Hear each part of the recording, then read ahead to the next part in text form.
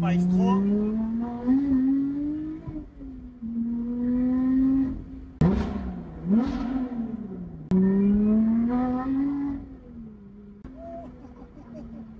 Et salut à tous, bienvenue pour une nouvelle vidéo sur la chaîne de Demande Brussels. Donc aujourd'hui on se retrouve pour une première et nouvelle vidéo au final. On se retrouve dans cette vidéo pour présenter tout simplement cette Lotus Exige 410S qui est des caractéristiques techniques. Celle-ci est équipée d'un V6 3,5 litres compressé, ça développe pas moins de 416 chevaux. Ce qu'il faut savoir sur celle-ci, c'est une édition spéciale 20e anniversaire, qui a eu que 150 exemplaires de celle-ci, dont 25 dans cette couleur. Il y a eu 6 coloris différents, qui a 13 400 km. Donc on va commencer tout simplement le petit tour de la voiture. Pour ce qui est de l'avant, on a ici une lame en carbone, ici en bas. Le capot avec les grosses extractions d'air qui est également en carbone. Quand on arrive sur le côté, on a ici les écopes qui sont en carbone peint. Donc ici, le nom de la couleur, c'est Black Motorsport. Donc comme je vous l'ai dit, il n'y en a eu que 25 dans cette couleur. Sur le côté, on a également le rappel du modèle de la voiture. Ici, on a le petit rappel du 20e anniversaire. L'aileron est en carbone peint, donc de la couleur de la voiture. Et le coffre, donc ici, on a le coffre, là, on a le moteur. Je vous montrerai après. Il est en carbone apparent. Donc voilà, je vous ai ouvert le coffre pour vous le montrer, parce qu'évidemment, il n'y a pas de vérin. C'est encore une baguette à l'ancienne, comme sur les vieux capots. Donc ici, on voit le moteur, donc V6 3,5 litres, avec le compresseur juste ici. Et le petit coffre.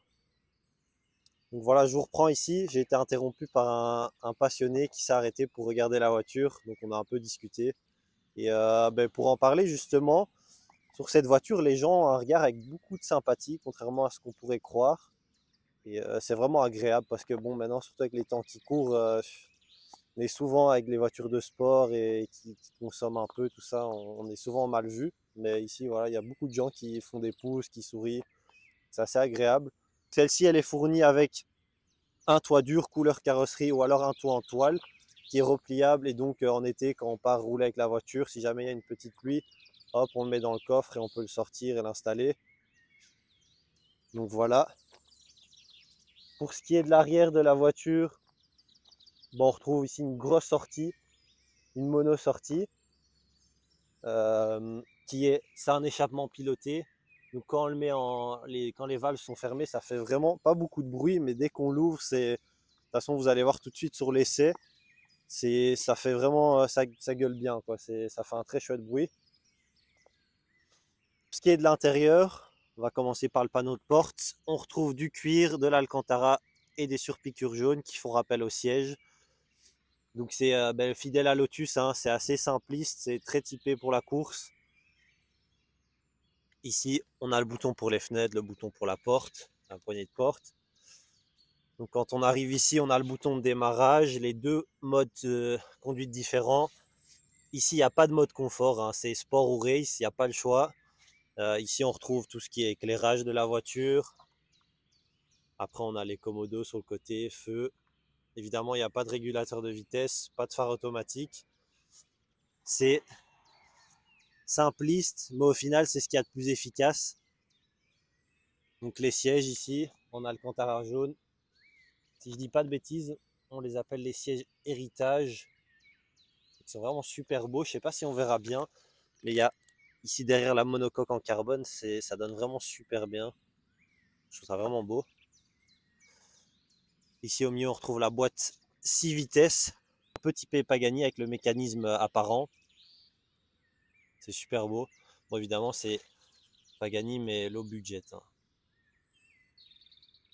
Donc voilà, pour ce qui est ici au milieu, on retrouve le poste de radio, le chauffage. Donc voilà, pour ce qui est de la voiture, la présentation extérieure et intérieure, voilà ce que ça donne. Donc ce que je vais faire maintenant, je vous envoie des images assez sympas de la voiture avec une petite musique de fond. Et puis alors on part pour au final ce qui intéresse tout le monde, hein, l'essai routier. Je vous retrouve juste après.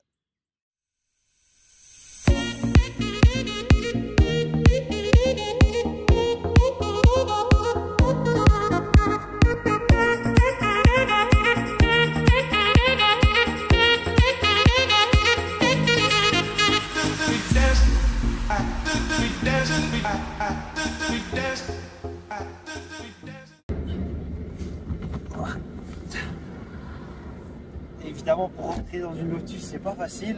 C'est assez étroit. On fera pas de mauvais jeu de mots. Hein. On reste professionnel. On a pas mal de chance aujourd'hui.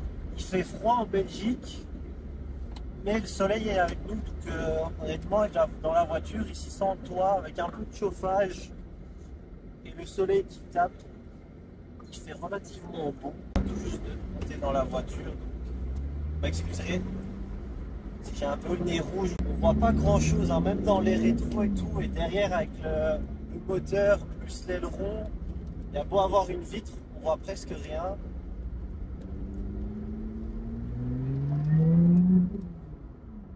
On entend bien le compresseur, hein, il chante super bien.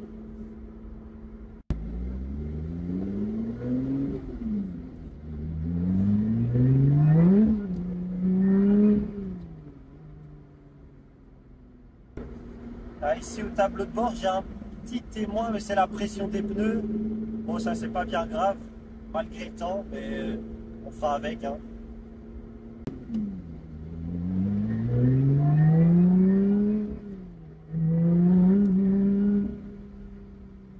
J'espère que vous entendrez bien le bruit du moteur.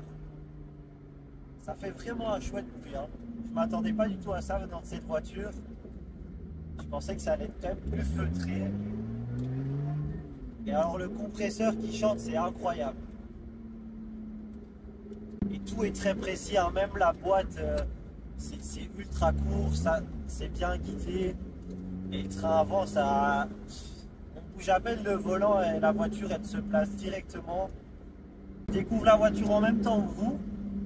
J'avais encore jamais roulé avec une Lotus. Le volant, on est obligé de bien le tenir parce que le moindre défaut sur la route, on le sent direct dans la direction. Bon, évidemment, ici, on n'est pas sur un circuit, donc on ne peut pas exploiter la voiture à son maximum, mais on peut déjà avoir un chouette ressenti de ce que ça donnerait.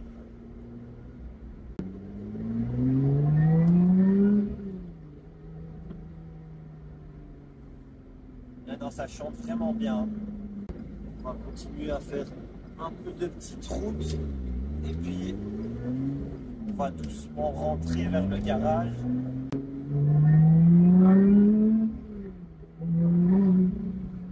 Maintenant, ça marche quand même bien.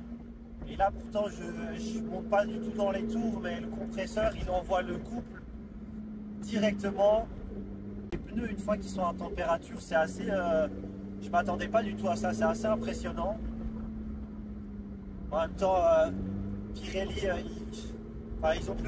ils doivent plus faire leurs preuves. Hein. Ils ne connaissent pas trop la Belgique s'il y a des Français qui nous regardent. Ici, on est juste à côté de Bruxelles. Et honnêtement, on peut vite trouver des petites routes sympas. Bon, bah, toujours faire attention, surtout en Belgique, à l'état des routes. Et surtout avec ce genre de voiture. C'est tellement bas, il faut faire super gaffe au nid de poule. J'entends souvent les Français se plaindre de leurs routes, mais venez un peu en Belgique, vous allez voir ce que c'est des routes démolies. Là, c'est catastrophique. Hein. Et honnêtement, au niveau du confort, je pensais que la voiture allait être beaucoup plus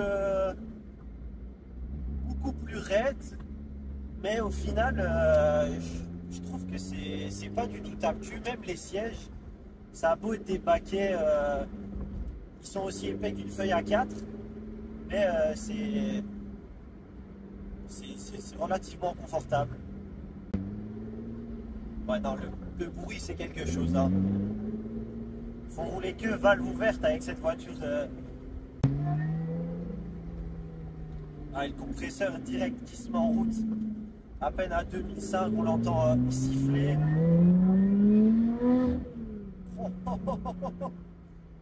Alors dès qu'on prend les tours, ça hurle un peu plus. Hein.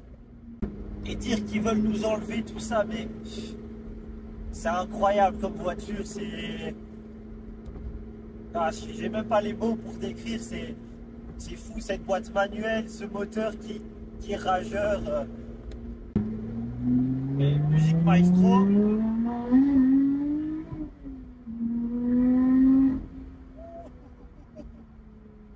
Oh, quelle voiture! Ah, c'est incroyable!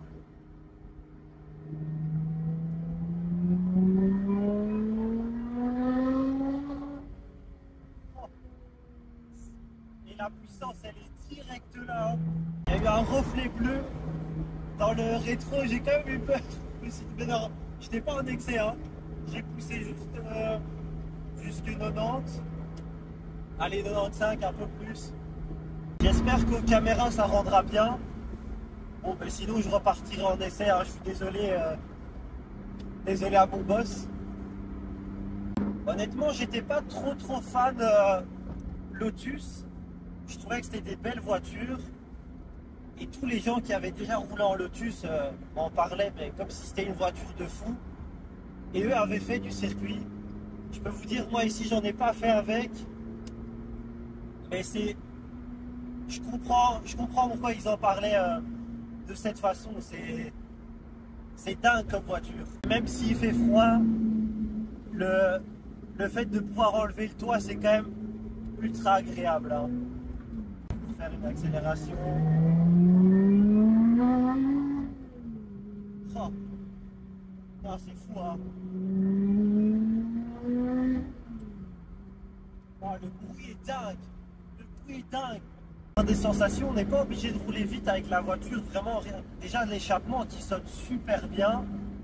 Je suis assez surpris de cet échappement. Ça fait plaisir que pour une voiture, quand même ici on est sur les dernières générations de moteurs. Et je trouve que réussir à sortir un bruit comme ça, je trouve ça vraiment fou. C'est à l'heure actuelle, hein, surtout maintenant avec le FAP et tout ça, tous les catalyseurs. Vraiment, ils ont bien réussi leur coup, la Lotus. Et on sent que la voiture, elle est bien assise sur la route. C'est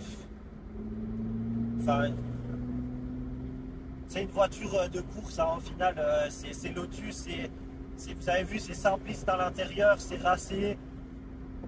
Mais c'est tellement chouette à rouler qu'au final, on en oublie tout le confort qu'ils ont enlevé au final, on retrouve dans toutes les voitures actuelles. Dans le tunnel, je vais mettre quelques coups de gaz, comme ça, ici vous allez bien entendre. Oh, c'est fou, hein. Bah, écoutez, on arrive à la fin de l'essai. Là, je vais rentrer au garage. J'espère que la vidéo vous aura plu et que ce genre de contenu vous plaît. C'est une première, donc tout ne sera pas au top. Il y aura peut-être des soucis de son ou alors l'image. En tout cas, si vous avez des conseils pour améliorer la vidéo ou quoi, on est preneur. N'hésitez pas à commenter. Je vous mets en description le lien de l'annonce Autoscout de la voiture et nos différents réseaux sociaux. Et je vous dis à la prochaine pour une nouvelle vidéo.